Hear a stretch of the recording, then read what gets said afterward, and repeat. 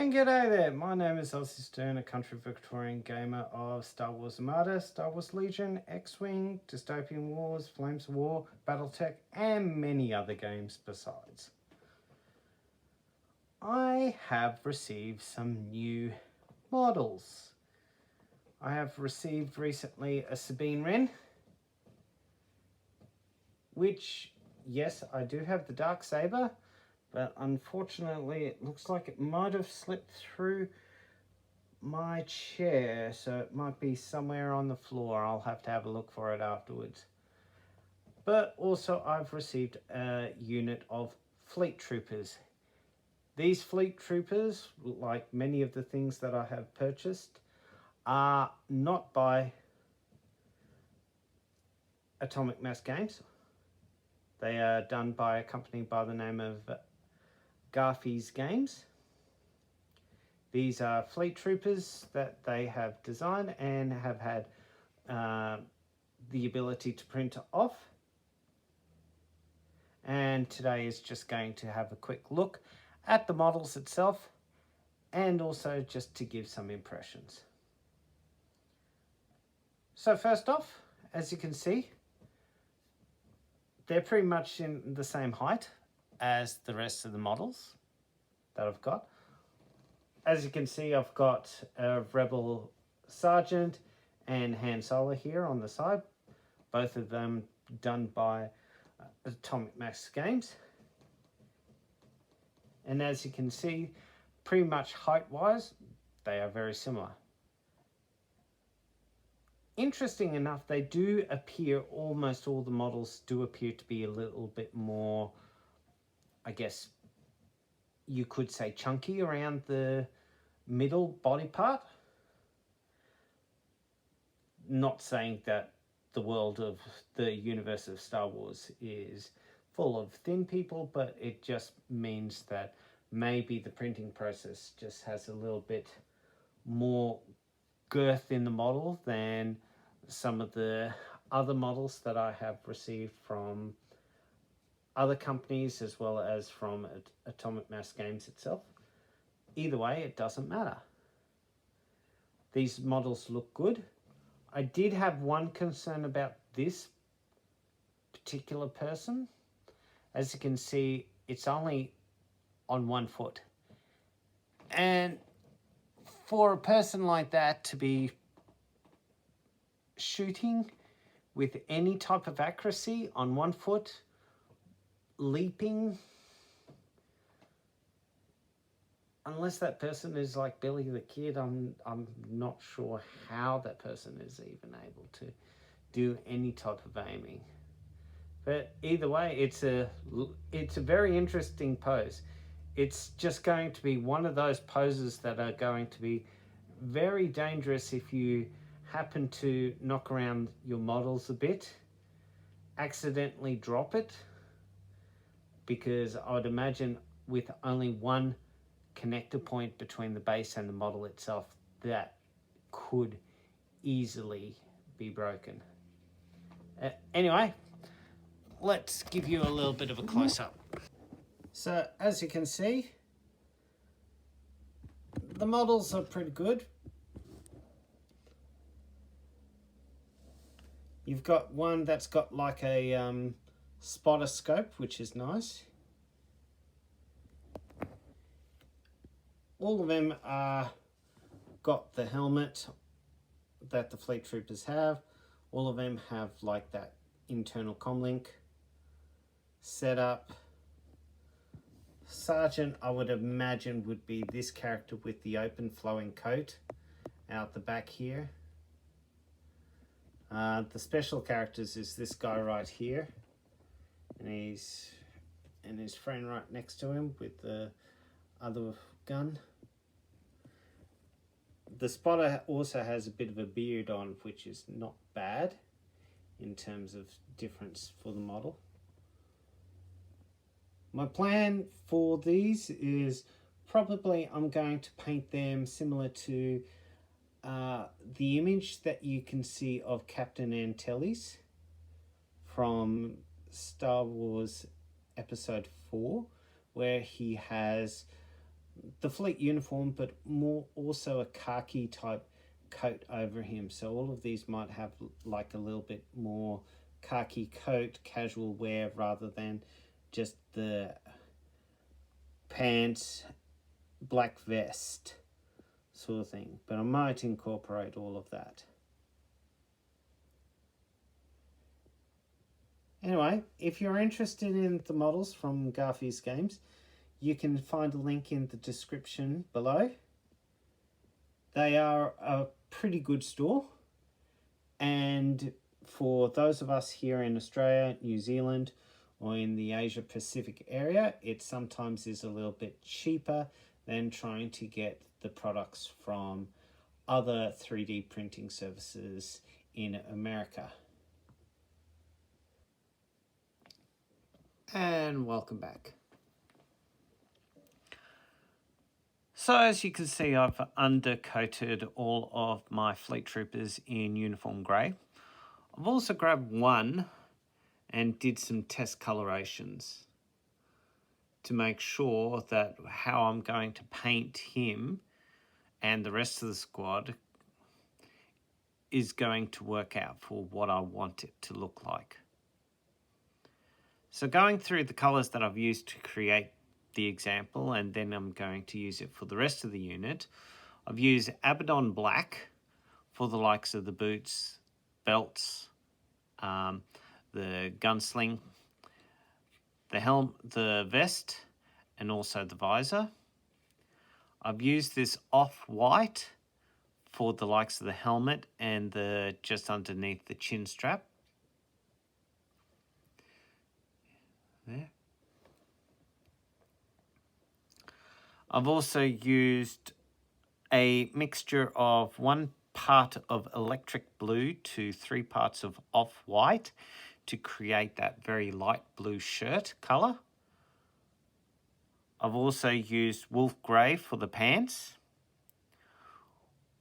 warplock bronze for the gun, as well as bolt gun metal for the tips of the barrel and the antenna. I'm using a combination of Cadian flesh tone and flat flesh and elf flesh for skin types, as well as if there's like any facial features like hair, I'll use a couple of different colors for that as well. Finishing off with, in this case, the beard with a little bit of the flesh wash just to sort of give some shade and texture to the beard. One thing to note, that when I am making colors like this, it's best to do all of them at the one time. Primarily because if you don't mix it up right, then go back, it may not exactly be the same consistency.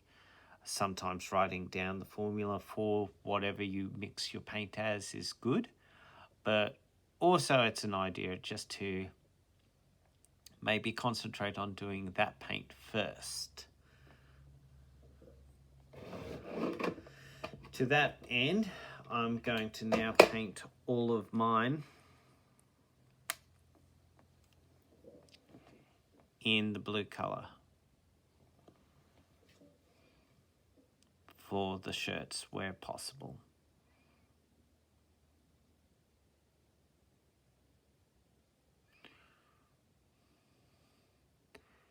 Now, it doesn't have to be great in many ways, because obviously you'll be going back and painting over some of this when it comes to painting the shirts and the collars and stuff like that. It's also handy to actually see some of the definition from the paints. I'm gonna have to move this. Yeah, I'm gonna move this. Hold on. Sorry about that, just have to adjust the camera a little bit. But getting back to it, you can just simply quickly go over all the sections that you want done in this color that you can perceive the shirt is actually blue or exposed.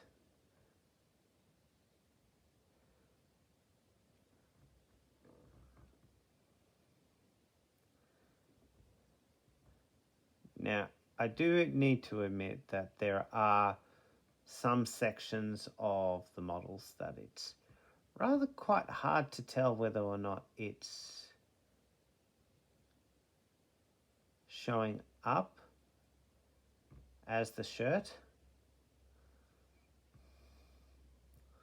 or it's actually part of the jacket or in between.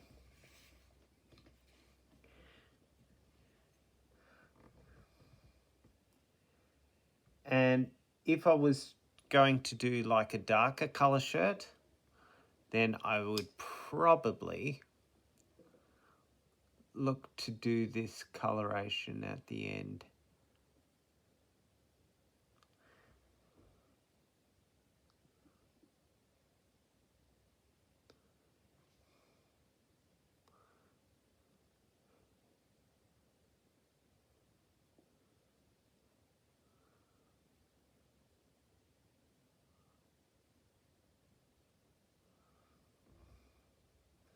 Now all three of them, I've got hair on the back of it, so you can't see the color going around. Although this one you can just see the color fine tune under there.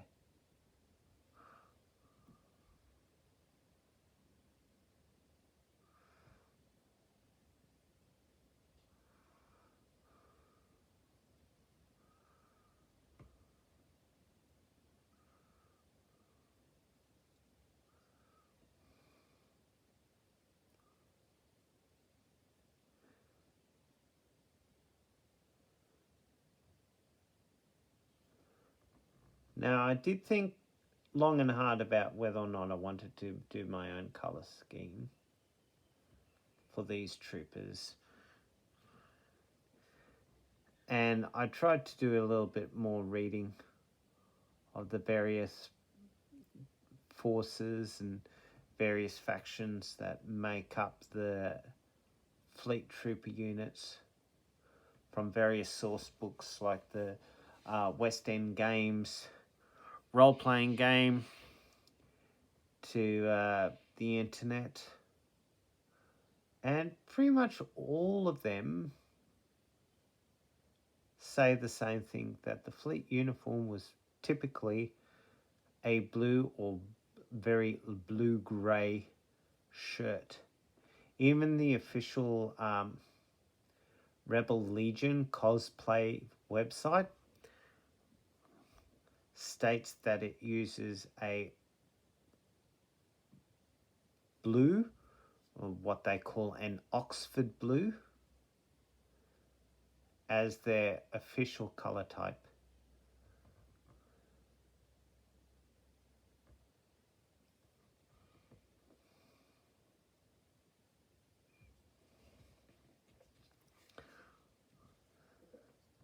And then finally the officer.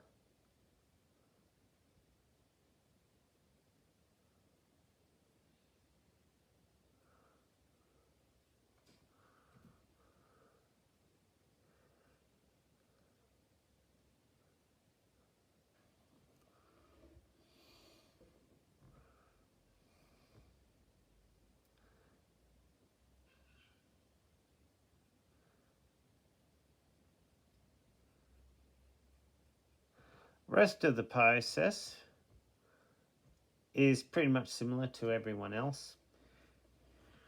Working on one color at a time to do the black, the white, the grey, etc. And I'm going to basically go through painting all of them, those colors, and then I will show you the results at the end of that.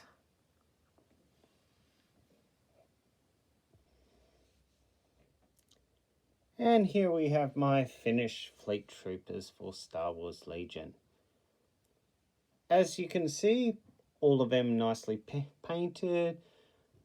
I do still need to do the varnish and the basing, which you've already seen me do on a number of my other videos. So I won't bother to go through all of it. But wanted to just highlight a couple of things. First off, this is the main squad that I will be using for most of my games. As you can see, the blue shirt on the officer or the sergeant, but he's got Lieutenant Pips on him, as well as the end trooper, are slightly darker than the others. This is mainly because, like I said in previously, making sure that you do not run out of the one coat of the electric blue off-white mix can be very important. Unfortunately, I did run out and had to do another batch, which didn't quite come out perfectly. It went on pretty much the same color, but ended up slightly darker after it was dried. All up, the models look pretty good.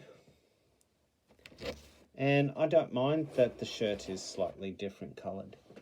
But let's bring each of these into focus so you can actually have a good look at them. So obviously the officer with his two guns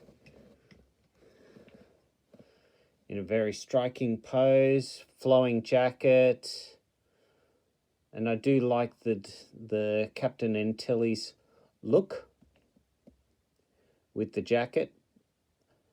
But if you go back and watch or see the scene where he's in, you'll see that he has, rather than the fleet trooper uniform, he has more of a this brown colored pants and shirt, etc. But I went for something different. Seeing he's only a lieutenant with 2 pips, I decided just to leave him with the general fleet uniform shirt, pants, and just a slightly different overcoat.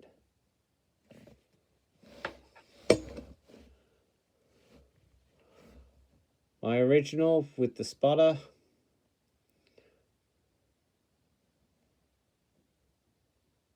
Not bad. As you can see, his chin guard is not actually attached. It's hanging loose because of the beard, which I felt was a real feature for the model.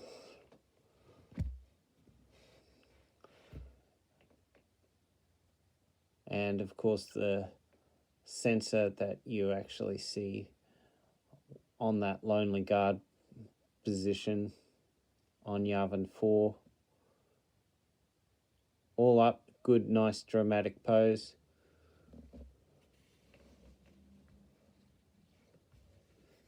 This one, when I first got it, I thought it was male, but in actual fact it's female. So it's good to have a squad that is not completely just one type of character. In this case, there's a couple of females in this squad.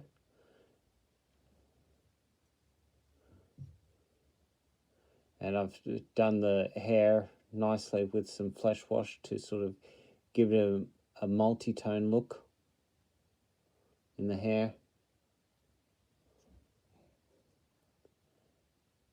Again, a nice pose, like she's about to draw a bead on a person, or she's sort of looking at a target, scoping it out, getting ready.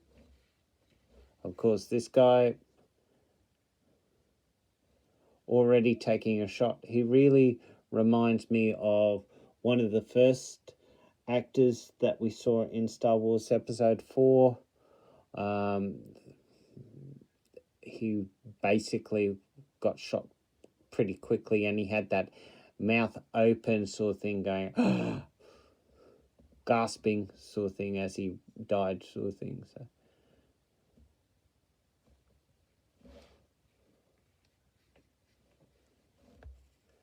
this one is the second female.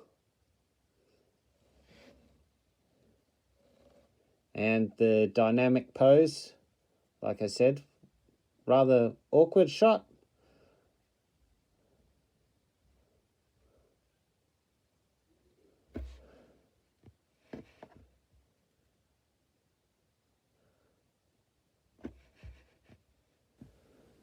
But it does lend to highlights.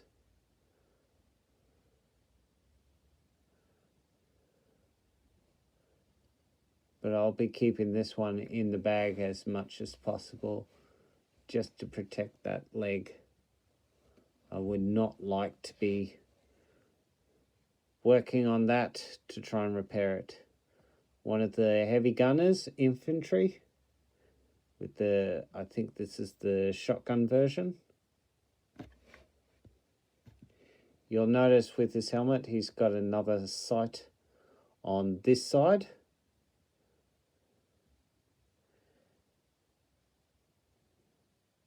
He's also got a pistol there in his holster, which is not bad. And finally, the third female is your mortar person, or grenade launcher. This one I did in a red shade.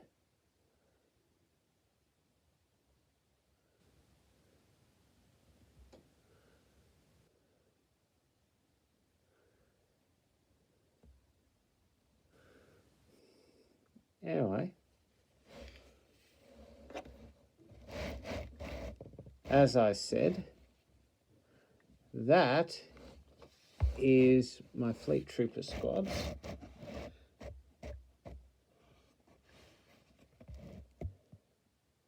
Please like, please subscribe, leave a comment if you're interested in more content.